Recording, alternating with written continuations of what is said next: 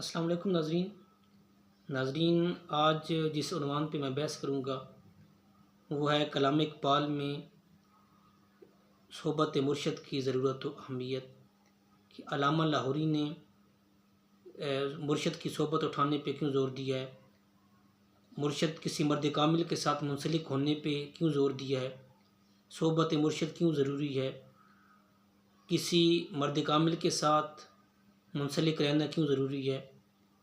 تو آج ان سوالات کے جوابات اس نشست میں دیے جائیں گے۔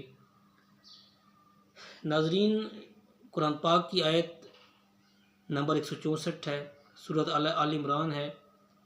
اللہ پاک ارشاد فرماتا ہے کہ لقد من اللہ علی المؤمنین اذ بعث فیہم رسولا من انفسہم یتلو علیہم آیاتہ ویزکیہم ویعلمہم الکتاب والحکمہ۔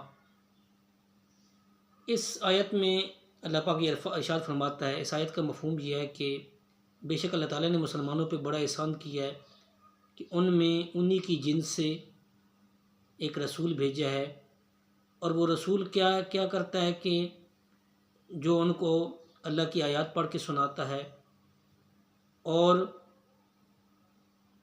انہیں پاک کرتا ہے، ان کا تزکیہ نفس کرتا ہے اور انہیں کتاب و حکمت کی تعلیم دیتا ہے۔ ناظرین، ادھر جس چیز پہ فوکس کرنا ہے وہ لفظ ہے جی وَيُزَكِّيهِمْ، یعنی ان کا تزکیہ نفس کرتا ہے۔ تو ناظرین، یہ جو نبی ہوتا ہے اس کی یہ بھی ذمہ داری ہوتی ہے کہ وہ قرآن و حکمت کی تعلیم دے، ساتھ اس سے پہلے وہ تزکیہ نفس کرے۔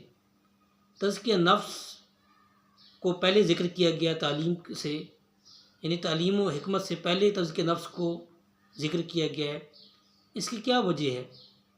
اس کا جواب امام فخر الدین رازی رحمۃ اللہ علیہ تفسیر کبیر میں دیتے ہیں۔ وہ کہتے ہیں کہ تزکیہ نفس جو ہے وہ تعلیم سے مقدم ہے، کیونکہ پہلے تزکیہ نفس کیا جاتا ہے، اس کے بعد تعلیم دی جاتی ہے، تاکہ جو تعلیم دی جا رہی ہو، جو علم دیا جائے وہ مؤثر ہو، وہ نفع بخش ہو۔ اس لیے تزکیہ نفس پہلے کیا جاتا ہے۔ جس طرح وہ کہتے ہیں کہ جس طرح ایک برتن ہے، اگر وہ اس کو پہلے صاف ستھرا کیا جاتا ہے، پھر اس کے اندر کوئی فرض کرے پانی ڈالا جائے تو وہ پانی صاف رہتا ہے، لیکن اگر برتن پہلے سے گندا ہو اور پانی ڈال دیا جائے تو وہ جو پانی ہوتا ہے وہ اور گندا ہو جاتا ہے، وہ ناپاک ہو جاتا ہے۔ اس لیے کہتے ہیں کہ پہلے باطن کی صفائی کی جاتی ہے، اس کے بعد پھر قرآن و حکمت کی تعلیم دی جاتی ہے۔ تو تزکیہ نفس بہت ضروری ہے، کتاب و حکمت کی تعلیم دینے سے پہلے تزکیہ نفس ضروری ہے۔ تو علامہ لاہوری بھی تزکیہ نفس پہ زور دیتے ہیں اور کہتے ہیں کہ مرشد کی صحبت حاصل کی جائے تاکہ تزکیہ نفس حاصل ہو۔ اس لیے وہ فرماتے ہیں کہ صحبت از علم کتابی خوشتر است، کہ جو صحبت ہے وہ علم کتابی سے بہتر ہے، کیونکہ جو مرشد ہوتا ہے وہ پہلے تزکیہ نفس کرتا ہے، پھر تعلیم دیتا ہے، پھر علم دیتا ہے، اور جو وہ علم ہوتا ہے وہ نفع بخش ہوتا ہے، وہ ہدایت کے راستے پہ گامزن کرتا ہے۔ اس لیے وہ کہتے ہیں کہ صحبت از علم کتابی خوشتر است، صحبت مردان حر آدمگر است، کہ جو نیک لوگ ہوتے ہیں ان کی جو صحبت ہوتی ہے وہ ایک آدمی کو انسان بناتی ہے، ایک آدمی کو کامیاب بناتی ہے۔ اس لیے وہ علامہ فرماتے ہیں کہ مرشد کی صحبت جو ہوتی ہے وہ بہت ضروری چیز ہوتی ہے۔ پروفیسر یوسف سلیم چشتی رحمۃ اللہ علیہ شرح اسرار خودی میں لکھتے ہیں کہ جتنے بھی کامیاب لوگ گزرے ہیں، جتنے بھی اولیاء اللہ گزرے ہیں، جتنے بھی اہل اللہ گزرے ہیں، انہوں نے کامیابی حاصل کی ہے تو صحبت مرشد اٹھائی ہے، انہوں نے مرشد سے فیض حاصل کی ہے۔ جس طرح وہ مثال دیتے ہیں کہ خواجہ اجمیری رحمۃ اللہ علیہ نے اپنے جو مرشد ہیں خواجہ عثمان ہارونی سے فیض حاصل کیا، حضرت مجدد الفسانی رحمۃ اللہ علیہ نے خواجہ باقی باللہ رحمۃ اللہ علیہ سے فیض حاصل کیا اور پھر جہانگیر کے مقابلے میں کھڑے ہو گئے۔ اسی طرح سید احمد بریلوی رحمۃ اللہ علیہ نے انہوں نے اپنے مرشد سید عبدالقادر شاہ رحمۃ اللہ علیہ سے فیض حاصل کیا۔ اسی طرح حضرت شاہ ولی اللہ محدث دہلوی رحمۃ اللہ علیہ انہوں نے اپنے والد محترم شاہ عبد الرحیم رحمۃ اللہ علیہ سے فیض حاصل کیا۔